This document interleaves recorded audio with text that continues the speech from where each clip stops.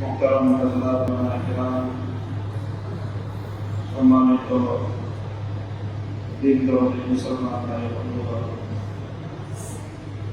শাইখুল হাদিস পরিষদের উদ্যোগে আয়োজিত আজকের এই ইসলামী মজলিসে আল্লাহ রাব্বুল আলামিন আমাদেরকে আশা প্রসাদ তৌফিক দিয়েছেন। লাইলাতুল জুমআ, আজকে জুমার রাত, সাপ্তাহিক ইবাদতের জন্য উম্মতে মুসলিমার জন্য আল্লাহর পক্ষ থেকে বিশেষ নির্ধারিত দিন হল জুমা। এই দিনে, এই রাত্রিতে আল্লাহর মসজিদের মধ্যে কিছু সময় আমরা আমাদের ইসলামের জন্য, আমাদের সংশোধনের জন্য আমরা এখানে সমর্থ করেছি। তো কিছু কথা বলার জন্য আমাকে এখানে বসতে বলা হয়েছে। আপনারা যদি একটু দোয়া করেন, দোয়া করতে থাকেন, আল্লাহ যেন আমাকে দিয়ে এমন কিছু কথা বলায় না যেই কথাগুলো আমার জন্য, আপনাদের জন্য, সকলের জন্য এবং আমাদের সকলের পরিশুদ্ধির জন্য উপকারী হয়, সেই কথা যেন আল্লাহ আমাকে দিয়ে বলায়।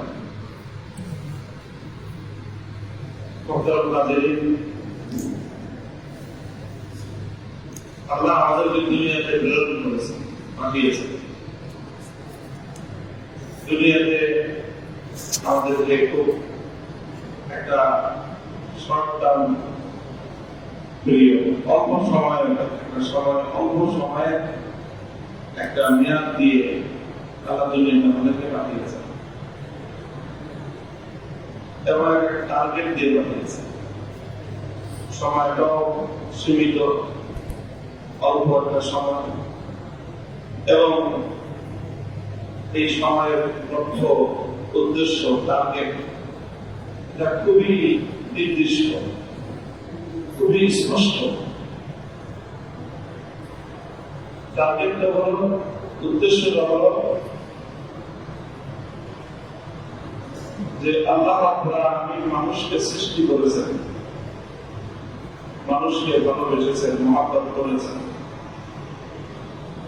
এটা আল্লাহর পক্ষ থেকে মানুষের সঙ্গে সম্ভব। আল্লাহ প্রথমে মানুষকে সৃষ্টি করেছেন, মানুষকে মহব্বত করেছেন, যা যা প্রয়োজন মানুষকে সব দিয়েছেন। এটা হলো আল্লাহর পক্ষ থেকে মানুষের সঙ্গে আল্লাহর সম্পর্ক। এরপর আল্লাহ মানুষকে দুনিয়াতে পাঠিয়েছেন শুধুমাত্র একটা জিনিসের পরীক্ষার জন্য, শুধু একটা জিনিসের পরীক্ষার জন্য এই দুনিয়াতে মানুষের আগমন। সেটা হলো মানুষকে যদি আল্লাহ মুক্ত এবং স্বাধীন করে দেন, যে মানুষ চাইলে আল্লাহর সঙ্গে সম্পর্ক রাখতেও পারে, আবার চাইলে আল্লাহ থেকে দূরে সরে যেতে পারে। এরকম একটা মুক্ত এবং স্বাধীন জীবনে মানুষ আল্লাহর সঙ্গে কতটুকু সম্পর্ক রক্ষা করে, এই জিনিসটা যাচাই করার জন্য, এই জিনিসটা দেখার জন্যই আল্লাহ দুনিয়াতে মানুষকে পাঠিয়েছে।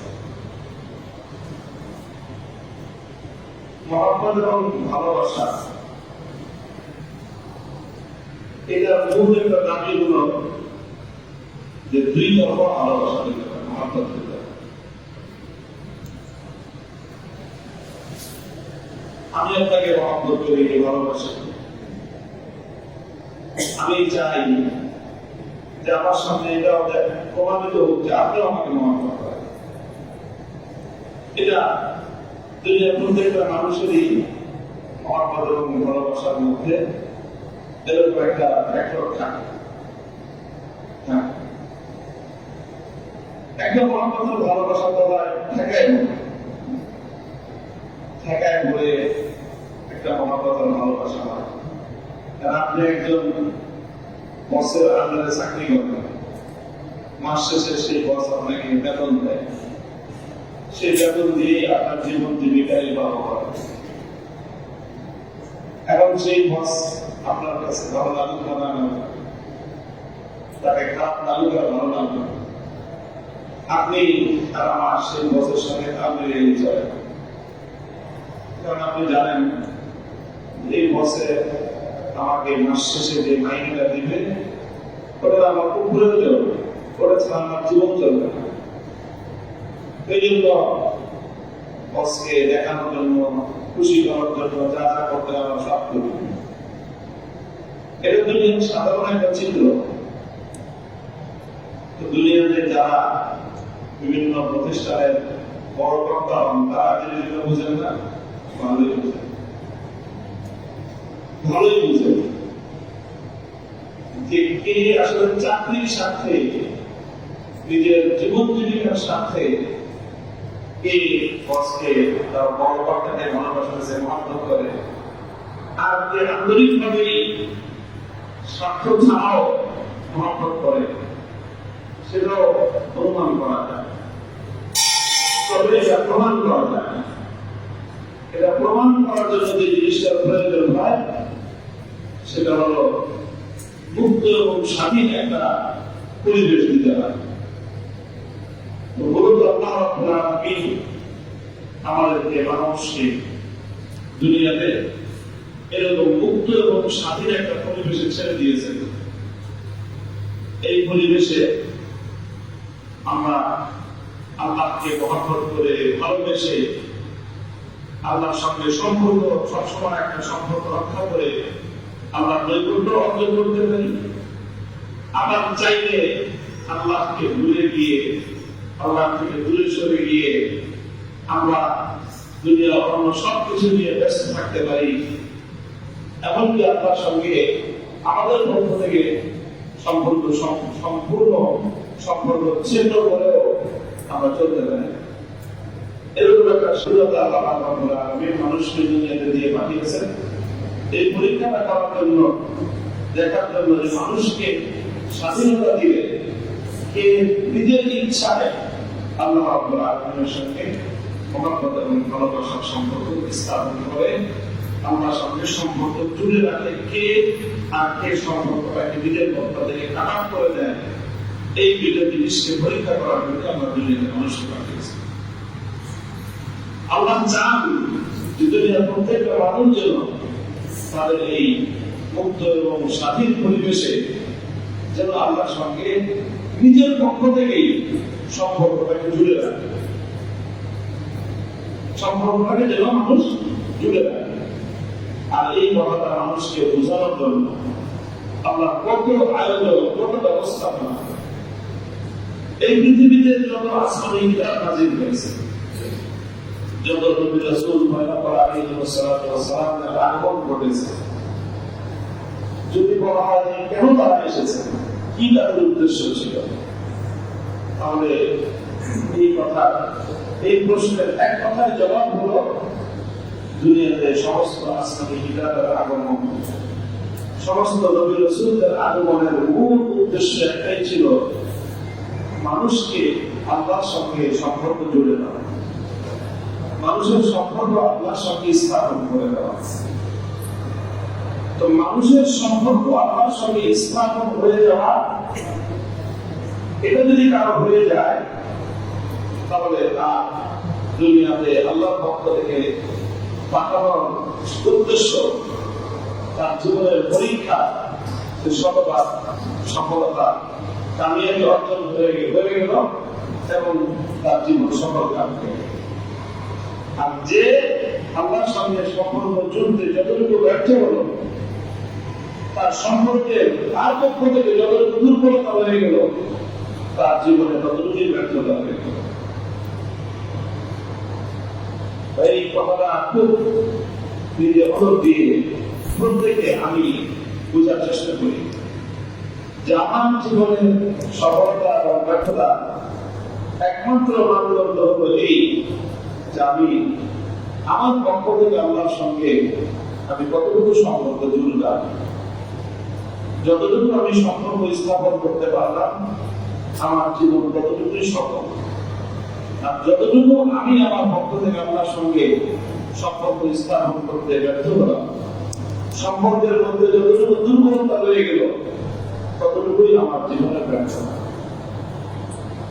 এই জন্য তারা সফলকাম হতে চায়, সফল জীবন গঠন করতে চায়। তাদের ইতিহাস যদি আমরা দেখি, তাহলে দেখব যে আল্লাহর সঙ্গে সম্পর্কের মাঝে, আল্লাহর সঙ্গে সম্পর্কের মধ্যখানে যে কোনো জিনিস প্রতিবন্ধকতা তৈরি করেছে, সেই জিনিসটা যত মূল্যবান হোক, সেই জিনিসটা যত প্রিয় হোক, মুহূর্তের মধ্যে তারা সেই জিনিসটাকে ছুঁড়ে ফেলতে মুহূর্ত মাত্র না বিলম্ব করে। এই হলো আল্লাহ পাকের প্রতি গভীর মহব্বত এবং ভালোবাসার কারণ। এটার নামই হলো আত্মার পরিশুদ্ধি, যে আমি আল্লাহর সঙ্গে আমার সম্পর্কের মাঝে যা কিছু আসবে, যা কিছু আঘাত হয়ে দাঁড়াবে, অন্তরের সৃষ্টি করবে, সেটাকে আমি উপড়ে ফেলবো, আমি সরিয়ে ফেলবো, সেটাকে আমি থাকতে দেব না। যতটুকু শক্তি আছে আমার, সবটুকু শক্তি দিয়ে আমি এই মাঝখানের আরাম, মাঝখানের এই আয়নকে আমি উৎখাত করব। এটাই হলো আত্মার পরিশুদ্ধি, এটাই হলো মানুষের জীবনের সফলতা মূল চালিকা। দেখেন হযরত রাসূল আকরাম সাল্লাল্লাহু আলাইহি ওয়াসাল্লাম একদিন আল্লাহর নবীকে একজন সাহাবী, যিনি কাপড় তৈরি করতেন, কাপড় বুনন করতেন, চাদর বানাতেন, খুব সুন্দর একটা চাদর তৈরি করতেন, নবীজিকে হাদিয়া দিতেন, নিজেই বানাতেন। চাদরটার নকশা করবেন, চারপাশ দিয়ে সুন্দর ডিজাইন করবেন, সুন্দর ফুল করে নকশা করে নবীজিকে হাদিয়া দিবেন। সে নিজের খুব শখ করে, খুব ভালো করে তৈরি করলেন, তৈরি করে আমার নবীর কাছে নিয়ে আসলেন, হাদিয়া দিলেন। নবীজি হাদিয়াটা গ্রহণ করলেন, মহব্বতের হাদিয়া। একটা মানুষ যে নিজে কাপড় গ্রহণ করে, সে নবীকে দেওয়ার জন্য নিজের হাতে তৈরি করেছে। ভালোবাসা আছে, মহব্বত আছে, আন্তরিকতা আছে, এবং জিনিসটা সে খুব সুন্দর করে তৈরি করেছে, নবীকে দিবে। এবং ওই সময়টা নবীজির একটা চাদর প্রয়োজন, মানে কাপড়, আগের কাপড় পুরাতন হয়ে গেছে, এখন নতুন এক সেট কাপড় কিনতেই হবে বা সংগ্রহ করতেই হবে। এমন সময় এই হাদিয়াটা আসে। আল্লাহ নবী প্রয়োজন আছে, আবার সুন্দর দেখতে, আবার এরকম সময় জিনিসটা প্রয়োজনের সময় প্রয়োজনীয় জিনিসটা হাদিয়া আসছে, খুব আন্তরিকতাপূর্ণ হাদিয়া।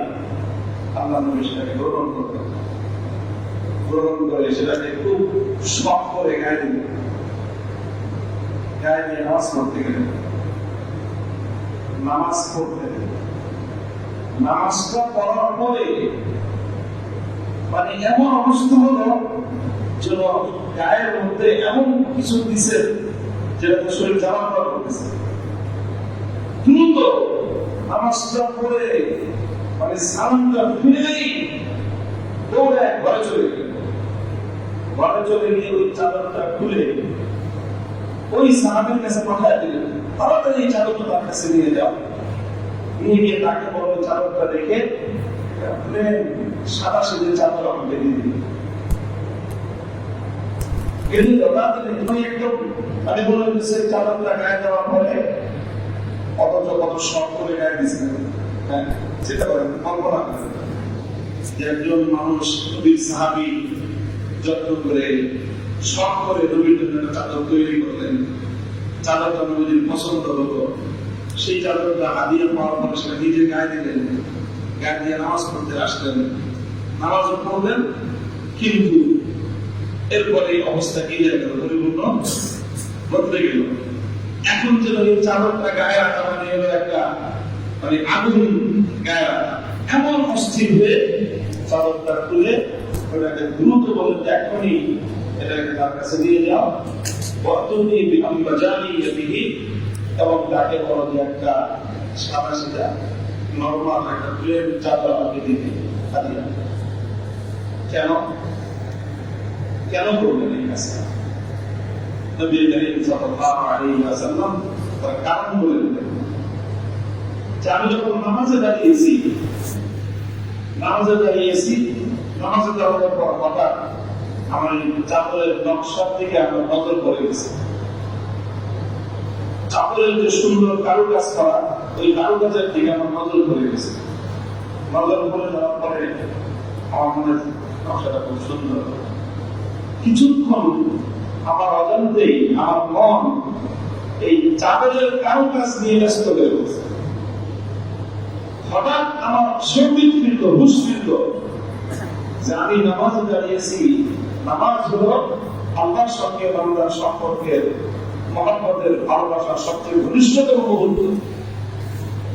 আল্লাহর সঙ্গে ঘনিষ্ঠতার সময়ে, আল্লাহর সঙ্গে সম্পর্কের সময়ে আমার মন চাঁদের নকশার দিকে মনোনিবেশ করবো।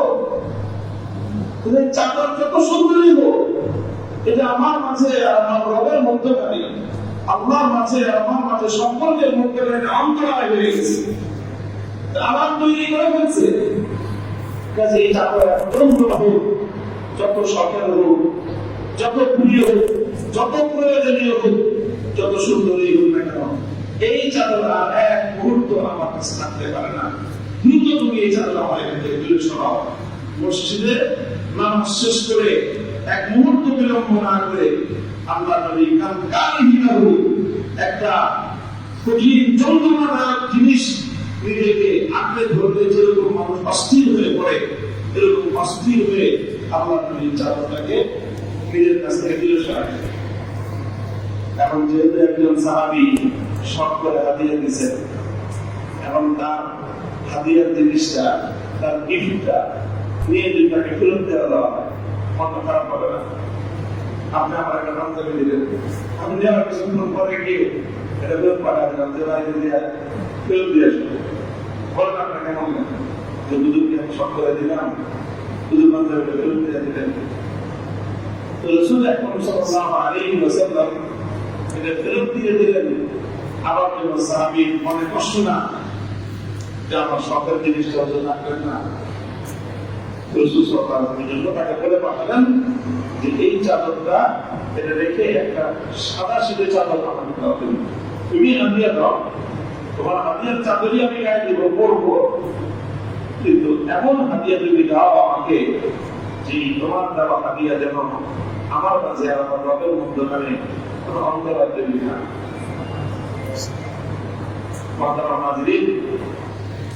এটা ছোট একটা ঘটনা।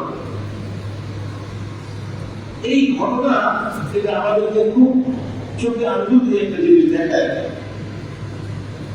আমরা আমাদের জীবনের পরতে পরতে যদি চিন্তা করি, আমাদের এরকম অনেক জিনিস আছে যে জিনিস আমাদেরকে আল্লাহর মহব্বতের ভালোবাসার মধ্যে আমাদের অনেক অন্তরায় না। আল্লাহর সঙ্গে সম্পর্কের ক্ষেত্রে আমাদের জন্য অন্তরায় হয় না। আমরা বুঝি, অনেক সময় লক্ষ্য করতে বুঝি, আর অনেক সময় আমরা এতটাই গাফেল থাকি, লক্ষ্য করি না, বুঝিও না। যখন কিছুটা বুঝে আসে তখনও কি আমরা এবার চিন্তা করি যেটা আমার মাঝে আর আমার মাঝে সম্পর্কের ক্ষেত্রে অন্তরায় তৈরি করবো, সেই জিনিস আমার কাছে থাকতে পারে। সেটা আমার যত প্রিয় হোক, আমার যত পছন্দনীয় হোক, আমার যত প্রয়োজনীয় হোক,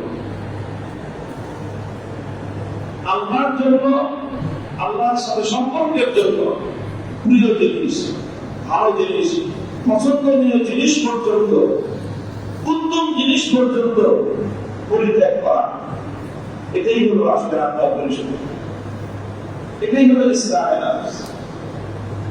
إنما أموالكم وأولادكم فتنة والله عنده أجر عظيم। আল্লাহ যে বলছেন তোমাদের দুনিয়ার সবাই সম্পদ এমনকি সন্তান সন্ততি, এটাও তোমাদের জন্য ফিতনা। ফিতনার অর্থ কি? ফিতনার অর্থ হলো সন্তান সন্ততি, দুনিয়ার আসবাবপত্র, দুনিয়ার সময় সম্পদ, এগুলো মানুষকে আল্লাহর সাথে সম্পর্কের মাঝ থেকে অনেক সময় আড়াল করে রাখে। আল্লাহ এবং তার বান্দার সম্পর্কের মাঝে এগুলো অন্তরায় দেয় না। আল্লাহ রাব্বুল আলামিন এই জায়গায় ওই কথা মানুষকে সতর্ক করেছেন, দেখো তোমার জীবনের মূল লক্ষ্য উদ্দেশ্য কিন্তু তুমি তোমার জীবনকে, তোমাকে দেওয়া জীবনের এই সময়টুকু ব্যয় করে তুমি তোমার রবের সাথে, তোমার মালিকের সাথে তোমার পক্ষ থেকে সম্পর্কটাকে মজবুত করে আনবা। একটাই টার্গেট, একটাই লক্ষ্য। আমরা সেই টার্গেট আর সেই লক্ষ্যের পথে যা কিছু অন্তরায় হয় সেগুলোকে যদি আমরা উপেক্ষা না করতে পারি, কখনোই আমরা সফলতা অর্জন করতে পারব। মানুষ কিন্তু তার জীবনের খুব ছোট্ট ক্ষুদ্র লক্ষ্য অর্জন করার জন্য অনেক কিছু ত্যাগ করে, অনেক কিছু ত্যাগ করে। দেখবেন যারা জেনারেল শিক্ষায় পড়াশোনা করে, গ্রাজুয়েশন কমপ্লিট করার পরে মোটামুটি যারা মেধাবী তাদের সবার টার্গেট থাকে বিসিএস, টার্গেট থাকে বিসিএস। বিসিএস এ দিয়ে যদি কোনো রকম ভাবে বিসিএস এর ক্যাডারে চাকরিতে ঢুকতে পারে, তো সে মনে করে তার ইহকালে আর চাওয়ার কিছু থাকবে না। একটা বিসিএস ক্যাডারের যে কোনো একটা চাকরি যদি হয়ে যায়। এই জন্য সাধারণত আমাদের দেশের গ্রাজুয়েশন অনার্স এগুলোটা কমপ্লিট হয়ে যায় ছাত্রদের এই 22-24 বছর বয়সে। এরকমই যে খুব বেশি বয়স লাগে না, 24 বছর 25 বছর শেষ হয়ে যায়। এরপরে আরো 4-5 বছর বা 5-6 বছর বিসিএস পরীক্ষা দেওয়ার সুযোগ থাকে, ট্রাই করতে থাকে। সে ছাত্র জীবনে অনেকে এরকম আছে যারা মধ্যবিত্ত পরিবারের সন্তান, মফস্বল শহর থেকে কোন রাজধানী অথবা বিভাগীয় শহরে তারা ভালো ভালো বিশ্ববিদ্যালয়গুলোতে পড়াশোনা করে। আর এই সময়টায় অনার্স লেভেল দেয়, অনার্স লাইফে, ইভেন অনেকে কলেজ লাইফ থেকেই তারা টিউশনি করে, নানা রকম পার্ট টাইম জব করে। এগুলো করে কেন? যে অন্তত নিজের খরচ করে নিজেই জোগাতে পারে, পাশাপাশি নিজের বাবা মাকে একটু সহযোগিতা করা যায় ফ্যামিলিকে, তার বাবার জন্য ফ্যামিলি বহন করতে না। কিন্তু একটা পর্যায়ে এসে যখন তারা বিসিএস এর এই প্রস্তুতি নিতে শুরু করে, বিসিএস এর প্রস্তুতি নিতে যখন শুরু করে, আর যদি কোনোভাবে একবার বিসিএস দিয়ে ফেল করছে আবার দিবে, যখন বুঝতে পারে যে তার প্রস্তুতি অসম্পূর্ণ কম হয়েছে, আমাদের প্রস্তুতি দরকার। দেখা যায় আমার অনেক দেখা, আমার নিজের সবকিছু ছেড়ে দিয়ে ওই পার্ট টাইম জব করে না, টিউশনি করে না, 10 ঘন্টা 12 ঘন্টা 14 ঘন্টা 18 ঘন্টা পর্যন্ত লাগাতার পড়াশোনা করে, মাসের পর মাস, বছরের পর বছর অনেক ছেলে আছে। কারণ জীবনের স্বপ্ন বিসিএস পরীক্ষা দিয়ে বিসিএস এর কিনতে পারা, এটা তার জীবনের স্বপ্ন। এই জন্য কি সাধারণ করে এবং এই বিসিএস পরীক্ষায় পাশ করার জন্য যা কিছু অন্তরায় হতে পারে, ভালো স্যালারির পার্টি জব ছেড়ে দেয়, ভালো বেতনের টিউশনি ছেড়ে দেয়, সব ছেড়ে দিয়ে 14 ঘন্টা 16 ঘন্টার জন্য প্রতিদিন পড়াশোনা করার জন্য যত বিসিএস গাইড আছে, এই গাইড সব আগে তারা মুখস্থ করে ফেলে। এই একেবারে ক্লাস 1 থেকে নিয়ে অনার্স পর্যন্ত 16 বছরের জানা পড়ছে, এই 1 বছরে 2 বছরে তার চেয়ে বেশি পড়াশোনা করে। কেন? স্বপ্নের বিসিএস চাকরির জন্য হয়ে যায়। একটা মানুষ বিসিএস এর চাকরি অর্জন করার জন্য অনেক কষ্ট স্বীকার করে, বিশেষ করে যারা একটু দরিদ্র ফ্যামিলির মেধাবী ছেলেরা, তাদেরকে যে সংগ্রামটা করতে হয়, যে সাধনা করতে হয়, অনেক ত্যাগ স্বীকার করতে হয়, এবং এই 16 ঘন্টা টার্গেট পড়াশোনার পরের পথে যা কিছু অন্তরায় হয়, এই সব কিছু তাকে ত্যাগ করে তারপরে দেখা যায় এক সময় গিয়েছে ঠিকই সাফল্যতা সে অর্জন করতে পারে। তো আমরা সাধারণ একটা বিশেষ চাকরির জন্য এই চাকরি অর্জনের পথে আমার ছোটখাটো যে সকল সুবিধাগুলো, একটা ছোট চাকরি 10,000, 15,000, 20,000 টাকা করে মাসে বেতন পাইতেছিল, সেই বেতনে চাকরিটা ছেড়ে দেয়। 8-10,000 টাকার টিউশনই ছেড়ে দেয়, করে না। কেন করে না? যে এখন 10,000 টাকা করে মাসে বেতন পাইলে 1 বছরে আমি বেতন পাবো 1,20,000, 20,000 করে মেরে গেল 2,40,000। আর বিসিএস এর চাকরিটা যদি হয়ে যায় তাহলে সারা জীবন আমি আরামে থাকতে পারবো, সারা জীবন সম্মানের সাথে একটা ভালো চাকরি করে একটা সফল জীবন আমি পরিচালনা করতে পারবো। এই হলো মানুষের টার্গেট। দুনিয়ার এই ছোট্ট বিষয়টা আমাদের বুঝে আসে, অভিভাবকদেরও বুঝে আসে। মারা বাবা তখন এই সময়ে তার সন্তানকে আর প্রেশার দেয় না, বরং মায়েরা গয়না বিক্রি করে সন্তানের জন্য টাকা পাঠায়, বা তার ক্ষেতের ফসল সব বিক্রি করে দিয়ে নিজেরা অর্ধেক পেটে খেয়ে থাকে। সন্তান বিসিএস পরীক্ষার প্রিপারেশন দিচ্ছে, তার জন্য সব পাঠায় দেয়। সবাই মিলে চেষ্টা করে যে কোনো ভাবে তার বিসিএস হয়ে যায়। আর এর মধ্যে যত বাধা অন্তরায় আছে, সমস্ত বাধা এবং অন্তরায় গুলো তারা এইভাবে দূরে ফেলে। অথচ আমরা যখন আপনার সঙ্গে মহব্বত এবং ভালোবাসার প্রশ্ন আসে, সেই ভালোবাসার প্রশ্নে যখন আমাদের জন্য আমাদের প্রিয় কোনো জিনিস অন্তরায় হয়ে দাঁড়ায়, কত রকম বাহানা তখন তৈরি করি আমরা, কত রকম বাহানা তৈরি করি। لن تنالوا البر حتى تنفقوا مما تحبون وما تنفقوا من شيء فإن الله به عليم। যে তুমি আল্লাহকে ভালোবাসো বলে তুমি প্রমাণ দিতে চাও, আল্লাহকে ভালোবাসো, আল্লাহর সঙ্গে তোমার সম্পর্ক, এটাকে প্রমাণ করতে হবে তোমাকে। এটা আর কারো কাছে না, আল্লাহর কাছে প্রমাণ করতে হবে। যিনি আলিমুল গায়ব, অন্তর্যামী, সব জানেন, সব বুঝেন, তার সামনে প্রমাণ করতে হবে। সেখানে কোন ধরনের মুনাফিকি করে, কোন ধরনের ভিতর বাইরে অসঙ্গতি দেখে আল্লাহকে বুঝ দেওয়ার কোন সুযোগ নেই। আল্লাহ তো মানুষের অন্তরের খবর জানে। কাজেই আল্লাহকে পাওয়ার জন্য আমি কতটুকু ত্যাগের ব্যাপারে স্বীকার করতে পারি, সেটা আল্লাহ খুব ভালো করে যাচাই করে দেয়।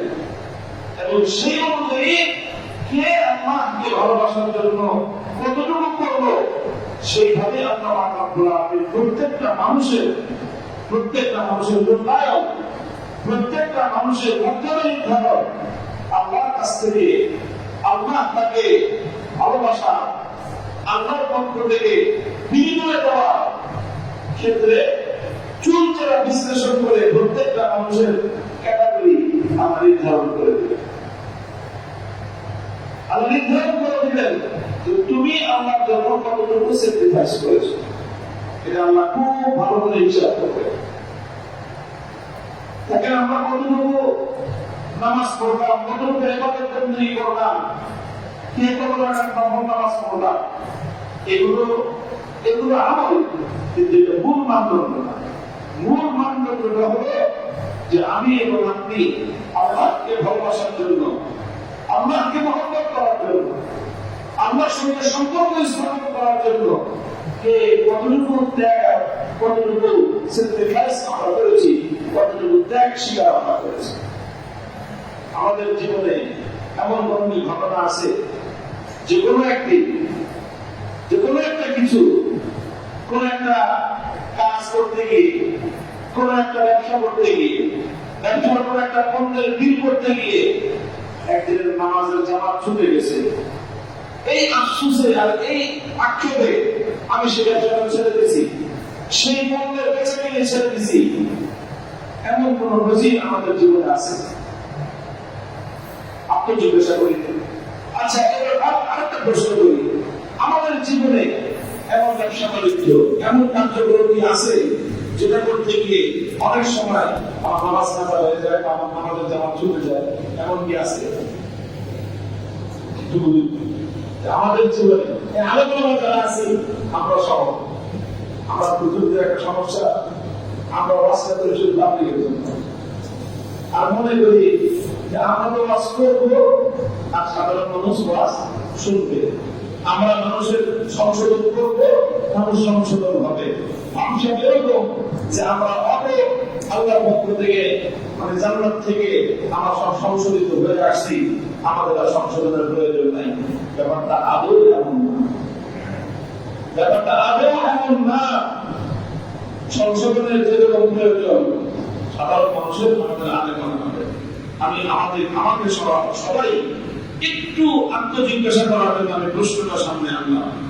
আমার জীবনের এমন কার্যক্রম কি আছে যে কাজটা করতে গিয়ে কখনো কখনো আমার নামাজের তাকবীরটা ছুটে যায়? এমন কাজ কি আছে যে কাজটা মেনটেন করতে গিয়ে অনেক সময় আমি মসজিদে আসতে পারি না? এমন কাজ কি আছে আমার জীবনে যে কাজটা করতে গিয়ে অনেক সময় আমার মসজিদের জামাত ছুটে যায়? এমনকি অনেক সময় যে কাজটা করতে গিয়ে আমার নামাজ কাজা হয়ে যায়, এমন কাজ কি আছে?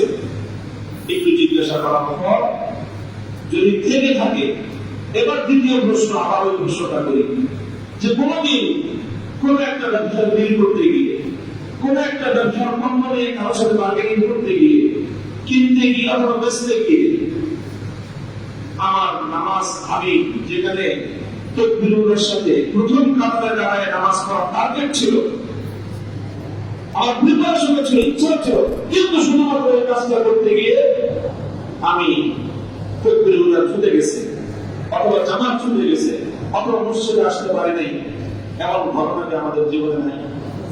আচ্ছা, যদি থেকে থাকে, তৃতীয় প্রশ্ন হলো এই, তারপরে আমি কি করেছি? আমি কি কোনদিন যে এই ব্যবসা আমার কাছ থেকে আমার নামাজ কেড়ে দিয়েছে, এই ব্যবসা আমাকে মসজিদে যেতে দেয় নাই, যাই ব্যবসা ছেড়ে জমানো করে ছোট লাভ হোক, এই ব্যবসা কোনদিন করবো না। কোনদিন আমার সারা জীবনে এমন একটা ঘটনা কি আছে? হযরত সুলাইমান আলাইহিস সালাতু ওয়াস সালাম, আল্লাহ রাব্বুল আলামিন এক এক নবীকে এক এক ধরনের বৈশিষ্ট্য দান করেন। সুলাইমান আলাইহিস সালাতু ওয়াস সালামকে আল্লাহ যে বৈশিষ্ট্য দিয়েছিলেন সেটা হলো রাজত্ব পরিচালনা করার দক্ষতা। হ্যাঁ, রাষ্ট্র পরিচালনার দক্ষতা, অসাধারণ দক্ষতা আল্লাহ তাকে দিয়েছেন। কারণ বাবা নবী দাউদ আলাইহিস সালাতু ওয়াস সালাম, দাউদ আলাইহিস সালাম যখন নবী, সুলাইমান আলাইহিস সালাম তখন নবী না, উনি বয়স ছোট। ওই সময়ে দাউদ আলাইহিস সালাতু ওয়াস সালামের কাছে একটা মামলা আসতো, যে কোনো একটা বিষয়ে বিতর্ক বিষয় নিয়ে একটা গন্ডগোল, এটা মিটমাট করতে হবে।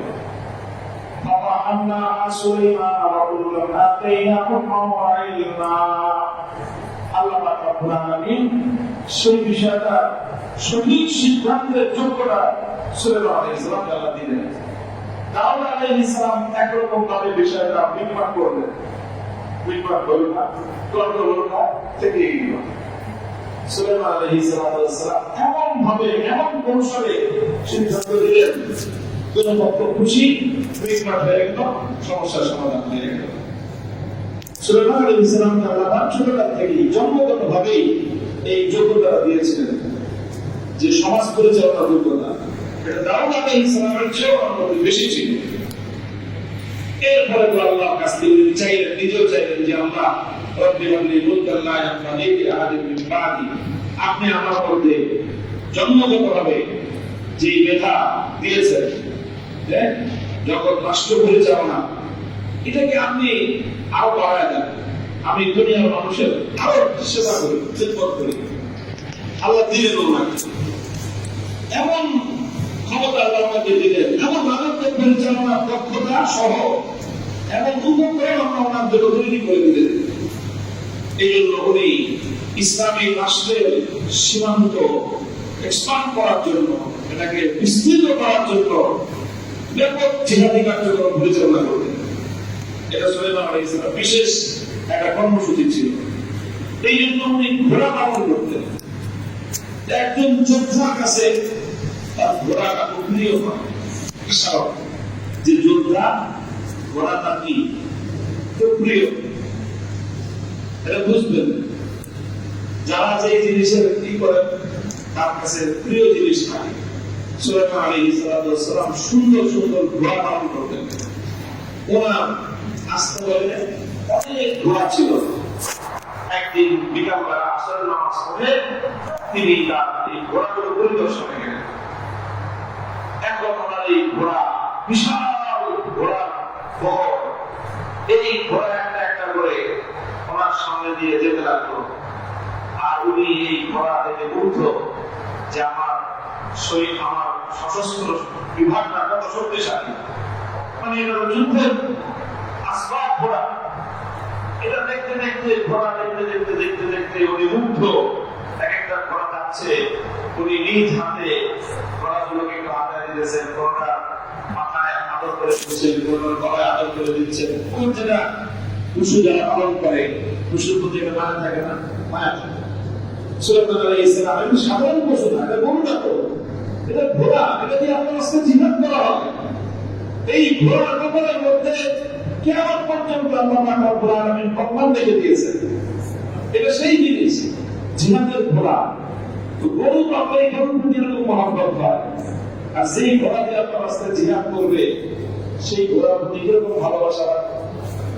আর সেই ঘোড়া এমন সুন্দর ঘোড়া, সুলাইমান আলাইহিস সালামের সামনে দিয়ে একটা একটা ঘোড়া যাচ্ছে, উনি আদর করতেছেন, দেখতেছেন। ঘোড়ার মধ্যে এতটাই উনি মগ্ন হয়ে গেলেন, কিছু সময়ের জন্য তিনি আল্লাহর স্মরণ থেকে গাফেল হয়ে গেলেন।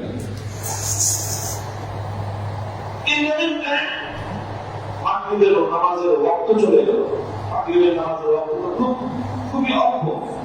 অনেক ইমামের মতে মাগরিবের নামাজের ওয়াক্ত হলো আযান দেওয়ার পরে 3 রাকাত নামাজ পড়া যায়, এতটুকু সময় হলো মাগরিবের। আমরা তো অনেক সময় খামাখাই মাগরিবের নামাজের সময় দেরি করি, আর দেখি যে ক্যালেন্ডারে এখনো 1 ঘন্টা বাকি আছে। মাগরিবের নামাজ ক্যালেন্ডারে মাযহাবের মত পার্থক্যে একটু লম্বা সময় থাকলেও মাগরিবের নামাজ একেবারে যতটা আরবি করা সম্ভব সুন্নাত। এবং অনেকের মতে, অনেক ইমামের মধ্যে মাগরিবের নামাজের টাইম কিন্তু খুবই স্বল্প, 10-15 মিনিট সময়। এই জন্য চেষ্টা করা যায় কখনো অযথা মাগরিবের নামাজ কি না করা, দেরি না করা। যাই হোক, সুলাইমান আলাইহিস সালামের ওনার সময় মাগরিবের নামাজের ওয়াক্ত কিরকম ছিল আমাদের জানা নাই, কিন্তু যে অনুমান পাওয়া যায় কোরআনের বর্ণনার দ্বারা, সেটা খুব লম্বা সময় ছিল, অল্প সময় ছিল। আর এই ঘোড়া পরিদর্শন করতে গিয়ে আমাদের মূল সময়টা কেটে গেছে। তখন ওনার হুঁশ ফিরছে যে আমার তো নামাজের কথা অন্তরায় হয়ে গেল। হঠাৎ নামাজ সামনে সুদ আনা সুলাইমান আলাইহিস সালাম বললেন, যেই ঘোড়া আমার জীবন থেকে 1 ওয়াক্ত নামাজের মূল সময় কেড়ে নিল, এই ঘোড়া আমার কাছে থাকতে পারে না, এই ঘোড়া আমি রাখতে পারি না। এই ঘোড়া আমাকে আল্লাহ থেকে দূরে সরাই দিছে। এবার এই ঘোড়া যত দামি হোক, যত মূল্যবান হোক, যত প্রিয় হোক, তিনি নামাজ পড়ে বললেন, সব ঘোড়া আবার দ্বিতীয়বার আমার সামনে আনো। একটা একটা করে আনলো, আর একটা একটা করে আনার ব্যবস্থা করবেন করতেন। সব ঘোড়াগুলো আল্লাহ ব্যবস্থা করবেন। ভাই, আল্লাহর পথে আমাদের এটা পয়গম্বরদের কথা বললাম, নবীদের কথা বললাম। আমরা তো নবী না, আমরা সাহাবীও না। আমরা সাহাবীদের লক্ষ্যটাকে এক ভালো না, কিন্তু কথা হলো আমার জীবনকে যদি সুন্দর করতে হয়, আমাকে আমার টার্গেট এবং আমার লক্ষ্যের ক্ষেত্রে আমি যে আসলে আন্তরিক, এই বিষয়টা যদি আমাকে আল্লাহর সামনে ন্যূনতম প্রমাণ করতে হয়, তাহলে আমাকে যেটা করতে হবে সেটা হলো আল্লাহর মতে আমার জন্য যে জিনিসটাই অন্তরায় হয়ে দাঁড়াবে সেটাকেই ত্যাগ করতে হবে, ত্যাগ করার মানুষের থাকতে হবে। এবং এই ত্যাগ করতে পারার মাধ্যমে আল্লাহর সামনে প্রমাণ হয় যে তুমি এবং আমি আসলে আল্লাহকে কতটা ভালোবাসি, এটা আল্লাহর সামনে প্রমাণ করার বিষয়। আল্লাহকে ভুগিছবি দিয়ে বোঝানো জিনিস না। আল্লাহকে কোনো নাম সামনে বোঝানো যাবে? আল্লাহ তো সব জানেন, আমার অন্তরের ভিতরে কি আছে, বাইরে কি আছে, কাজে কি আছে, কথায় কি আছে, সবটাই আল্লাহ বুঝেন। কাজে এই জন্য জীবনের প্রত্যেকটা ব্যক্তির একটা আত্মজিজ্ঞাসা হওয়া উচিত। আমি তিনটা প্রশ্ন রাখলাম আপনাদের সামনে, আমার প্রশ্নগুলো রিপিট করতেছি। আমার জীবনে এমন কোন কাজ আছে যে কাজটা জীবনে কখনো আমার জন্য আমাকে আল্লাহ দিনের কোন কাজের পথে অন্তরায় হয়ে গেছে? হোক সে আমার স্ত্রী, হোক সে আমার সন্তান, হোক সেটা আমার সম্পদ, হোক সেটা আমার চাকরি, হোক সেটা আমার ব্যবসা বাণিজ্য, কোনো কিছু কি এমন আছে যে জিনিসটা আমাকে আমার রবের সাথে সম্পর্ক সৃষ্টির মাঝে অন্তরায় তৈরি করে, বিঘ্ন সৃষ্টি করে, বাধা তৈরি করে? এক নম্বর প্রশ্ন, আত্মজিজ্ঞাসা। দুই নম্বর হলো, এরকম বাধা বিঘ্ন কোনদিন কি তৈরি হয়েছে যার কারণে আমি আল্লাহ দিনের কোন কাজ থেকে আমি কোনদিন পশ্চাৎপদ হয়ে গেছি? যদি হয়ে থাকে, তিন নম্বর প্রশ্ন হলো, সেক্ষেত্রে আমি তার সঙ্গে পরবর্তী সেই কাজটার সঙ্গে, সেই ব্যক্তির সঙ্গে আমার কি আচরণ ছিল? কি আচরণ ছিল? আমি কি সেখানে কোন ত্যাগ স্বীকার করেছি? আমি এটা বলবো না যে কোনো কারো সন্তান যদি আল্লাহর দিনের পথে অন্তরায় হয়ে যায় তাহলে সেই সন্তানকে ত্যায্যভূত করে দিতে হবে, এটা বলি না। শরীয়তের মাসলা এমন কিছু না। কোন স্ত্রী যদি আল্লাহর পথে কারো যদি অন্তরায় হয়ে যায়, দিনের পথে অন্তরায় হয়ে যায়, সেই স্ত্রীকে বিচ্ছেদ করে দিতে হবে, এই কথা আমিও বলতেছি না, শরীয়তেই কথা বলতেছে না। তবে কথা যেটা, সেটা আপনাকে সেখানে কোনো ত্যাগ স্বীকার করতে হবে। সেই ত্যাগটুকু আমি এবং আপনি স্বীকার করি কিনা? সেই ত্যাগটুকু আমি এবং আপনি স্বীকার করি কিনা? এবং আমরা সেখানে কি করি? হযরত আব্দুল্লাহ ইবনে ওমর রাদিয়াল্লাহু তাআলা আল্লাহ পয়গম্বরের সাহাবী, তিনি একদিন একটা হাদিস বললেন। একটা হাদিসের বিষয়বস্তুটা আমার আলোচনার সঙ্গে প্রাসঙ্গিক না, এটা বললাম। তিনি একটা হাদিস বললেন এবং হাদিসের বিষয়বস্তুটা এমন যে ওই বিষয়বস্তুটা আল্লাহ নবীর যুগের প্রেক্ষাপটের সঙ্গে সামঞ্জস্যপূর্ণ। পরবর্তী যুগে প্রেক্ষাপটটা চেঞ্জ হয়ে গেছে। প্রেক্ষাপটটা চেঞ্জ হয়ে যাওয়ার কারণে সেই হাদিসটা ঠিক ওইভাবে পরবর্তী যুগে ওটা প্রয়োগযোগ্য না। একটু ওটার মধ্যে অন্যান্য হাদিসের আলোকে পরিবর্তন আনতে হবে। এমন একটা হাদিস, কিন্তু উনি নবীজির হাদিসটাকে হাদিস হিসেবে বর্ণনা করলেন। বর্ণনা করার শেষ যখনই বর্ণনা করলেন, অর্থাৎ হাদিসের মধ্যে আসছে একটা কাজ সম্বন্ধে যে এই কাজটা করা যাবে না, এই কাজটা করা যাবে না, এই কাজটা তোমরা করবা, নবীজি নিষেধ করেছেন। এই হাদিস, এই হাদিসটা আব্দুল্লাহ ইবনে ওমর বর্ণনা করলেন। কিন্তু যে কাজটা করতে আল্লাহ নবী ওই হাদিসের মধ্যে বারণ করতেছেন, অন্যান্য হাদিসের আলোকে দেখা যায় যে কোনো কোনো সময় কোনো কোনো কারণে ওই কাজটা করতে হবে। এটা অন্যান্য হাদিসের আলোকে প্রমাণিত হয়। কিন্তু আব্দুল্লাহ ইবনে ওমর রাদিয়াল্লাহু আনহুর ছেলে যে কাজটা করলো, সে একটু সিস্টেমে ভুল করে ফেলল। আল্লাহ নবীর পক্ষ থেকে হাদিস শোনা হলো যে তোমরা এই কাজটা করো না, সে সঙ্গে সঙ্গে বলে বসলো যে না, আমরা এই কাজটা করবো, আমরা এই কাজটা। সেই বলে নাই যে অন্যান্য হাদিস থেকে তো আমার একটু ভিন্ন কিছু বুঝে আসে, তবে তাহলে আমরা কি করবো, এইভাবে করেন।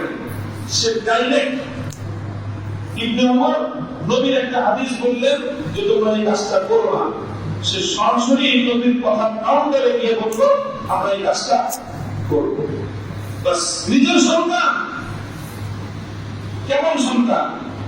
এই মাসের কত সন্তান না, কোরআন হাদিস সম্পর্কে সম্যক অবগত একজন সন্তান, মাসালা মাসাইল জানে এমন একটা সন্তান, সব জানে এরকম একজন যোগ্য সন্তান একটা মাত্র ভুল করল কি বলছি, তুমি তোমার আমি হাদিস শোনাচ্ছি, আল্লাহ নবী বলছেন কাজটা করা যাবে না, সঙ্গে সঙ্গে যদি আমি কথা গ্রহণ করে তুমি বলতেছো আমরা করবো, কত বড় তুমি যাও, তুমি আমার সন্তান হতে পারো, আমার নবীর কথার বিপরীতে তুমি কথা বলছো, কোনদিন তোমার সঙ্গে আমার সম্পর্ক থাকবে।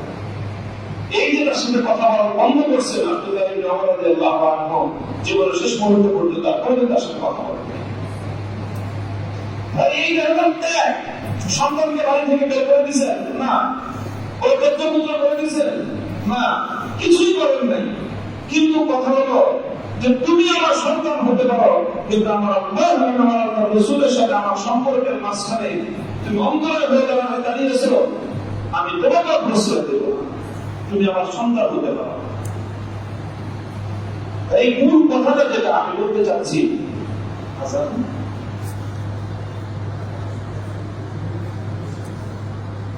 বিশেষ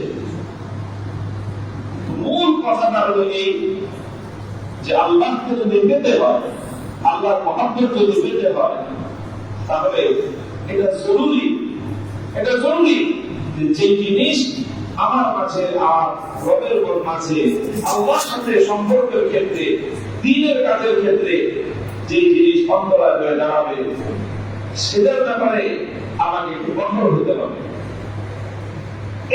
এই মানসিকতা আমাদের মধ্যে ধারণ করতে হবে, নিজেকে এইভাবে গঠন করতে হবে, নিজের জীবনকে এইভাবে পরিচালনা করতে হবে।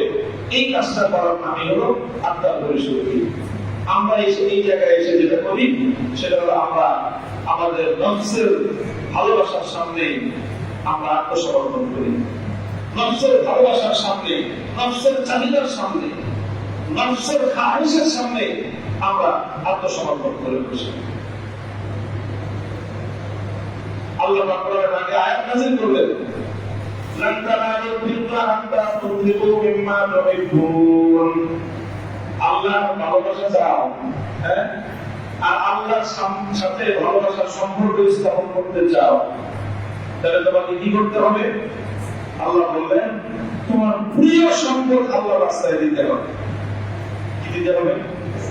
প্রিয় সম্পদ। কে দিবে? বড় শুধু বড় না, বড় লোক যেরকম চায় আল্লাহর ভালোবাসা, গরিবে চায় না। সাধারণ মানুষ যেরকম আল্লাহর ভালোবাসা চায়, বুজুর্গরা চায় না। ইমাম সাহেব যেরকম আল্লাহর ভালোবাসার প্রয়োজন, মুসলিম প্রয়োজন নাই। যার যার আল্লাহর ভালোবাসার প্রয়োজন আছে, সবাই আল্লাহ বলেছেন যতক্ষণ তুমি তোমার প্রিয় জিনিস আল্লাহর জন্য দিতে না পারবা, ততক্ষণ পর্যন্ত তুমি আল্লাহর ভালোবাসা পাবা। প্রিয় জিনিস দিতে হবে। দেখেন এই আয়াত যখন নাযিল হলো, একজন সাহাবী খুঁজতে আরম্ভ করলেন যে আমার পুরা সম্পদের মধ্যে সবচেয়ে প্রিয় জিনিস কোনটা আছে। এক একজনের এক একটা ফেভারিট জিনিস সম্ভব থাকে না। এখন তো মাশাআল্লাহ আমাদের এলাকায় অনেক মানুষ আছেন, তারা এই এলাকায় অনেক জায়গা জমি ছিল এক সময়, এখন তো 1000 টাকার জমির দাম হয়ে গেছে 20 টাকা। এখন আরো 10 টাকা, 15 টাকা, 20 টাকা এমন জায়গা আছে, বাগান বাড়ি করছে, কি শখের বাড়ি। সেখানে গিয়ে একটু অবকাশ কাটান, আপনার প্রিয় সম্পদ দেখেন। অনেকের আছে গাড়িটা খুব প্রিয়, এক একজনের একটা বাড়িটা বানিয়েছে খুব সুন্দর করে, একদম ঘরের মাধুরী মিশে একটা বাড়ি বানিয়েছে। এখন যদি আপনার পক্ষ থেকে আপনাকে বলা হয় যে আপনার ভালোবাসা চাও, তোমার পূর্ণ সম্পদের মধ্যে সবচেয়ে প্রিয় যে সম্পদটা, সেই সম্পদটা আল্লাহর কাছে রাস্তায় দিতে হবে, তাহলে তুমি আল্লাহর ভালোবাসা পাওয়া। আজান হয়ে যায়, আজানের বাকি কথা আমি শেষ করতে দেখেন আল্লাহ পাক রব্বুল আলামিন এটা কেন বললেন যে তোমার প্রিয় জিনিসটা দিতে হবে? কেন বললেন? আল্লাহ কি করবেন? আমার প্রিয় সম্পদ নিয়ে, আমার বাড়ি নিয়ে, আমার গাড়ি নিয়ে, আমার টাকা পয়সা নিয়ে আল্লাহ কি করবেন? আল্লাহ কিছুই করবেন না। আপনি শুধু দেখতে চান যে বান্দা তুই আমাদের ভালোবাসা, এটা তো ভালোবাসা না, খাটি এটাই দেখতে চান, আর কিছু এরকম দেখতে চান। আর ভাই এই জিনিসটা আপনাকে যদি আমি দেখাই দিতে পারি যে হ্যাঁ আল্লাহ আপনার প্রতি আমার ভালোবাসা খাটি, আপনার জন্য আমি আমার সমস্ত প্রিয় জিনিস ছাড়তে পারি, এটি আমার জীবনের সার্থকতা, এটি আমার জীবনের টার্গেট। আর কিছু না, জীবনে আর কিছুই না, উদ্দেশ্য একটাই, শুধু আল্লাহকে দেখে নেওয়া যে হ্যাঁ আল্লাহ আপনি দেখতে চান আপনার এই বান্দা আপনাকে কতটা ভালোবাসে, এই নেন আমি আমার জীবনের সমস্ত ভালোবাসার জিনিস, সব প্রিয় জিনিস শুধু আপনার সন্তুষ্টির জন্য আমি কোরবানি করে দিলাম। যেদিন আমি এটা করতে পারবো আমার জীবনের সার্থকতা সফলতা সেই জায়গায় অর্জন করবো। হযরতে আবু রাহমান সাল্লাল্লাহু আলাইহি ওনার একটা বাগান ছিল, মসজিদে নববী থেকে বের হলে এই মুখোমুখি বাগানটা, বুঝলেন ভাই? একেবারে মসজিদে নববী মানে কি মদিনা সেন্ট্রাল আপনার পজিশন, মদিনা সেন্ট্রাল পজিশন, সংসদ ভবনের একটা উল্টা দিকে প্রোগ্রাম, খালি প্রোগ্রাম তো বিরাট বাগান, বাগান বাইরুহা মদিনার মধ্যে সবচেয়ে মিষ্টি পানি যে কূপের মধ্যে, সেই কূপটাও ওই বাগানের মধ্যে। এত সুন্দর বাগান, সব আল্লাহর নবী মাঝে মাঝে মসজিদ থেকে বের হয়ে একটু রিল্যাক্সের জন্য এই বাগানে এসে সময় কাটান এবং বলেন সেই সাহাবীর কাছে বাগানটা কত প্রিয়। সব দিক থেকে কোরআনের আয়াত যখন নাযিল হলো যে আল্লাহর ভালোবাসা চাও, মাগনা মাগনা না, প্রিয় জিনিসটা তোমার আল্লাহর রাস্তায় দিতে হবে। আল্লাহ বেশি চান না, আল্লাহ কি চান নাই? আল্লাহ তো বেশি চান না, আল্লাহ তো কলিজাটা চান, আর তো কিছু না। আল্লাহ তো সবকিছু চান না, যে তোমার কলিজাটা আল্লাহকে দিয়ে দিতে হবে ব্যাস। তাহলে আনসারী আল্লাহ নবীর কাছে আসলেন, আয়েশা বললেন যে আল্লাহ একটা কোরআনের আয়াত, আল্লাহ রাসূল আল্লাহ তো প্রিয় জিনিস চাইছে, আমাকে যে আল্লাহ দিয়েছে আল্লাহ। তো ঠিক আছে, আল্লাহ চায় আমার জীবনে আল্লাহকে খুশি করার উদ্দেশ্য এই যে বাইরুহাতে বাগানটা, যান আপনাকে সাক্ষী রেখে বললাম যেটা আমি আল্লাহর রাস্তায় সফর করি। আপনি এটাকে চলতে পারেন আল্লাহর রাস্তায়, আপনি ব্যয় করেন। আজও পর্যন্ত মসজিদে নববীর এবং সীমানার ভিতরে চলে আসছে সেই বাগান, সেই কূপটা এখনো চিহ্নিত আছে, কার্পেটের নিচে আছে আর কি চিহ্নিত, ওটা যারা জানে তারা টের পায়, আছে, ইতিহাসের সাক্ষী হয়ে আছে। দেখেন আল্লাহ রাস্তায় আল্লাহ প্রিয়তা চাইছেন, প্রিয়তা দিতে হবে আল্লাহর কাছে। ইব্রাহিম আলাইহিস সালাম আপনার সবচেয়ে কঠিন পরীক্ষাটা কি করলেন? তোমার প্রিয় সন্তানটা 90 বছর বয়সে আমি কি সন্তানটা তোমাকে দিছি, আর সন্তানটাও কেমন, কি চমৎকার সন্তান, দেখলে পরাণ জোড়ায় যায়, এমন সুন্দর সুন্দর কথা বলে, এক একটা কথায় বাবার মন জুড়ায় যায়। আল্লাহ বলেন কি ওই সন্তানটাকে আমার জন্য কোরবানি দিতে হবে। আল্লাহ প্রিয় জিনিসটা চান, ধনীর কাছ থেকেও চান, গরিবের কাছ থেকেও চান, মুসল্লির কাছ থেকেও চান, ইমামের কাছ থেকেও চান, সাধারণ মানুষের কাছ থেকেও চান, হুজুরদের কাছ থেকেও চান। দেখি আমি সর্বশেষ হুজুরদের ওয়াজ করে শেষ করি। আমরা হুজুররা সবসময় মানুষকে শুধু ওয়াজ করি, দান করা করেন, দান করা করেন, কারেকশনের ওয়াজ সব হুজুররা করি, আমরা পাবলিককে বলি দান করেন, কিন্তু আমাদের মধ্যে দান করার অভ্যাস খুব কম। ভাই দান তো বেশি করতে বলা হয় না, বেশি না বলে কি যার যা আছে সেই অনুযায়ী দেওয়া হবে। তবুকের যুদ্ধে যখন আল্লাহ রাসূল সাল্লাল্লাহু আলাইহি ওয়াসাল্লাম সবার কাছ থেকে সম্পদ চাইলেন, হ্যাঁ সবাই দাও, সবাই দাও, কারণ বড় যুদ্ধ, অনেক অভাব, অনেক সম্পদ থাকবে এই যুদ্ধের জন্য, তোমাদের যা যা আছে সর্বোচ্চটা আজকে দাও। দিছেন, সবাই দিছেন, সবাই দিছেন। সবচেয়ে বেশি দিছেন কে জানেন? সবচেয়ে বেশি দুইজন সাহাবীর নাম আসবে। একজনের নাম হলো আবু বকর সিদ্দিক রাদিয়াল্লাহু আনহু, আরেকজনের নাম হবে উসমান গনি রাদিয়াল্লাহু আনহু। এই দুইজন সাহাবী সবচেয়ে বেশি দিছেন। উসমান গনি নামই হলো ধনী, ধনী মানে কি? ধনী সাহাবী। সাহাবীদের মধ্যে সবচেয়ে ধনী সাহাবী ছিলেন উসমান রাদিয়াল্লাহু আনহু।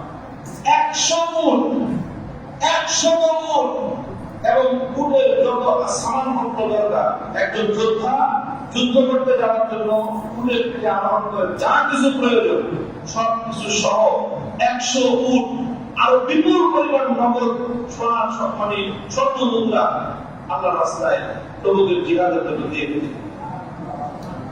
পরিবারের দিক থেকে অনেক বেশি আবু বকর সিদ্দিক রাদিয়াল্লাহু তাআলা যা দিয়েছেন সেটা ওসমান রাদিয়াল্লাহু তাআলার সম্পদের 1000 ভাগের 1 ভাগ হবে না, 1000 ভাগের 1 ভাগ হবে না। কিন্তু কোরআন হাদিসের ইতিহাস বলে ওসমান রাদিয়াল্লাহু আনহু লক্ষ লক্ষ দিরহাম দিয়ে যতটুকু দিয়েছেন, আবু বকর সিদ্দিক নিজের ঘরের ব্যবহার্য আসবাবপত্র আদিবাদিল দিয়ে ওসমান রাদিয়াল্লাহু আনহুর চেয়ে আরো বেশি দেওয়ার সওয়াব হয়ে গেছে। কেমনে পেয়েছে? কেমনে পেয়েছে? আবু বকর সিদ্দিক বাড়িতে গিয়ে বলবেন আল্লাহ নবী বলছেন যে আজ অনেক বেশি দরকার, যে আমার অনেক বেশি দিতে হবে। বেশি কি দিব? যা আছে, যা আছে বাড়ির সমস্ত আসবাবপত্র, কাপড় চোপড়, হাড়ি পাতিল, মানে ধান চাল যা ছিল সব কাছায় গোছায় সব নিয়ে কাটিয়ে নবীর কাছে আসছে। নবী জিজ্ঞাসা করছে আনছো কি পরিমাণ, তাই আসছো কি পরিমাণ? আবু বকর সিদ্দিক রাদিয়াল্লাহু তাআলা বলেছেন যে হুজুর বাড়িতে যা ছিল সব নিয়ে আসছে। তাই আসছো কি? বাড়ি চলবে কেমনে, সংসার চলবে কেমনে? আল্লাহ আল্লাহ রাসূল করে আসছে। আল্লাহ আল্লাহ রাসূল করে আসছে। আবু বকর সিদ্দিক তো ঠকানি করে আল্লাহ তো রেগে আসছে। আবু বকর সিদ্দিক তখন গরীব সাহাবী, আর ভয়াল কথা শুধু ধনীরা করছে না, শুধু সাধারণ পাবলিক করছে এটা। আবু বকর সিদ্দিকের চেয়ে বড় আলেম এই উম্মতে আর কে ছিল? বলেন কে ছিল? পুরো উম্মতের হেড এক কথা রাখেন না, আবু বকর সিদ্দিকের সমান হবে? তবুকের জিহাদে সবচেয়ে বেশি দান করছেন আবু বকর সিদ্দিক রাদিয়াল্লাহু আনহু। সবচেয়ে বেশি লক্ষ্য কি? পরিবারের সবচেয়ে বেশি না, জীবনের সবচেয়ে বেশি দিয়েছে। যা ছিল সব দিয়ে দিয়েছেন আল্লাহর রাস্তায়। মুহতারাম হাজিরিন, আশায়ুল হাদিস পরিষদের জিম্মাদার ওলামায়ে কেরাম, আমরা তো আলেম হইলেও আবু বকর সিদ্দিক তো আবু বকর সিদ্দিকের চেয়ে বড় কিছু। সম্পদ প্রিয় জিনিস আল্লাহকে না দিয়ে এমনি মুখে মুখে খালি এবার ভালোবাসা না, খালি মুখে চিরা দিয়েছে না, খালি মুখে চিরা দিয়েছে না। আল্লাহকে যে কিছু দিতে হবে না, আল্লাহ প্রয়োজনের মতো শুধু প্রমাণ করতে হবে আমাকে যে আল্লাহ আমি আপনাকে ভালোবাসি। তার সামনে, দুনিয়ার কোনো মানুষের সামনে না, আল্লাহর সামনে প্রমাণ করতে হবে। দুনিয়ার মানুষকে দেখানো যাবে না, দুনিয়ার মানুষকে দেখাবে কুটাঙ্গিরি হবে, রিয়া হবে, আল্লাহ রাস্তায় কানাকড়ি পরিবারের মূল্য থাকবে না। আল্লাহকে দেখাইতে হবে যে আল্লাহ আপনি চাইছেন আমার কাছে কি চান, কলিজা চান কলিজা দেব, হাত চান হাত দিব, জীবন চান জীবন দিব, যেটা চান আমি সেটাই দেবো আমি আপনার জন্য। যখন আমি আমাকে আল্লাহর জন্য এইভাবে উৎসর্গ করতে পারবো, তখন আপনার পক্ষ থেকে আওয়াজ আসবে আল্লাহ হে আমার বান্দা, এখন তুমি আমাকে ভালোবাসা যে দাবি তোমার ছিল, সেই দাবিটা তুমি সত্যবাদে প্রমাণিত হয়েছে, সত্যবাদে প্রমাণিত হয়েছে। ভাই আমাকে এবং আপনাকে দুনিয়ার কারোর সামনে না, আল্লাহর সামনে সত্যবাদে প্রমাণ হতে হবে, প্রমাণ করতে হবে নিজেকে যে আমি আপনার মহব্বতের কেন্দ্রে ধোঁকাবাজ না, আমি আল্লাহর মহব্বত এবং ভালোবাসার দাবিতে আমি প্রতারক না, আমি আল্লাহকে মহব্বত করে ভালোবাসি এই দাবিতে আমি ধোঁকাবাজ, প্রতারক, বিনম্র না, আমি সত্যিকার অর্থে আল্লাহ পাকের প্রেমিক, আল্লাহকে ভালোবাসি। সুতরাং আল্লাহ যেটাই চান আমার কাছ থেকে, যা চান আমি তাই দিব। আমার আল্লাহর পথে যা কিছু অন্তরায় হয়ে দাঁড়াবে সবকিছু আমি ত্যাগ করতে প্রস্তুত, সব আমি ত্যাগ করতে প্রস্তুত। সাহাবায়ে কেরাম বাড়িঘর আল্লাহর পথে অন্তরায় হয়ে গেছে, বাড়িঘর ছাড়ছেন। বন্ধু বান্ধব আল্লাহর পথে অন্তরায় হয়ে গেছে, বন্ধু বান্ধব ছাড়ছেন। পিতা মাতা সন্তান সন্ততি আল্লাহর পথে অন্তরায় হয়ে গেছে, সব ছেড়েছেন। সহায় সম্পদ আল্লাহর পথে অন্তরায় হয়ে গেছে, সহায় সম্পদ ছেড়ে দিয়েছেন। যা কিছু আল্লাহর পথে অন্তরায় হয়ে গেছে সবটাই ছাড়তে হবে। একটু একটু করে শুরু করতে হবে, একটু একটু করে আমরা শুরু করি। যে আমি দুইটা কথা শেষ করতেছি। একটা কথা হলো, প্রথমে যেটা বললাম, তিনটা প্রশ্ন যে আমার জীবনে এমন কিছু আছে কিনা যেটা কখনো আমাকে আল্লাহ দিনের কাছ থেকে, দিনের কাছে একটু হলেও ক্ষতি করে, এমন কিছু আছে কিনা, এবং কখনো এমন করেছে কিনা। যদি হয়ে থাকে তৃতীয় হলো যে সেটার ব্যাপারে আমি কি পদক্ষেপ নিচ্ছি, আত্মজিজ্ঞাসা। অন্য কারো কাছে হিসাব দেওয়ার দরকার নেই, নিজের হিসাব নিজে নিন। এইভাবে একটু একটু করে ত্যাগ স্বীকার করি যে জিনিসটাই যেটাই আমার আল্লাহর দ্বীনের পথে, আল্লাহর দ্বীনের কাজের পথে, আল্লাহর দ্বীনের চলার পথে অন্তরায় হবে, সেগুলোকে ত্যাগ স্বীকার করার প্রস্তুতি নেই। আর 2 নম্বর হলো আল্লাহকে যে আমরা মহব্বত করি, আল্লাহকে যে আমরা ভালোবাসি, সেই ভালোবাসার প্রমাণ আমাকে কারো সামনে না, আল্লাহর সামনে দেখাইতে হবে। আল্লাহর সামনে দেখাইতে হবে যে না, আল্লাহ আমি আপনাকে ভালোবাসি। আর আল্লাহর ভালোবাসার প্রমাণটা দিতে হয় প্রিয় জিনিস আল্লাহর জন্য কোরবানি করার মাধ্যমে। শুধু যে দাম বাড়াচ্ছে তা নয়, সব ক্ষেত্রে প্রিয় অনেক জিনিস, অনেক শখ, অনেক হবি, অনেক প্রিয় জিনিস আল্লাহর জন্য ছাড়তে হয়। কে কতটুকু নিজের জীবনের প্রিয় কাজ, প্রিয় জায়গা, প্রিয় জিনিস, প্রিয় জন আল্লাহর জন্য ত্যাগ করছি, সেই হিসাবটা নিজে নিয়ে তারপরে আমি আল্লাহকে ভালোবাসি, সেই দাবি আমার আল্লাহর সামনে করা উচিত। আর যদি আমার জীবনে এমন কিছু না থাকে যে আমি সারা জীবনে আমার কোন প্রিয় জিনিসই, কোন প্রিয় বস্তু, কোন প্রিয় জন, কোনো কিছুই আমি আপনার জন্য ত্যাগ করি নাই, তাহলে ভাই আমি আল্লাহর প্রেমের ভালোবাসাতে দাবি করি বন্দামি ছাড়া কিছু। আল্লাহ রাব্বুল আলামিন আমাদেরকে তৌফিক দান করুন, এমন একটা অন্তর আল্লাহ আমাদের সকলকে দান করুন, যে অন্তরটা, যে আত্মাটা আল্লাহর ভালোবাসা, আল্লাহর প্রেমে এমন ভাবে প্রস্তুত হবে, সব স্বার্থে প্রস্তুত হয়ে যাবে।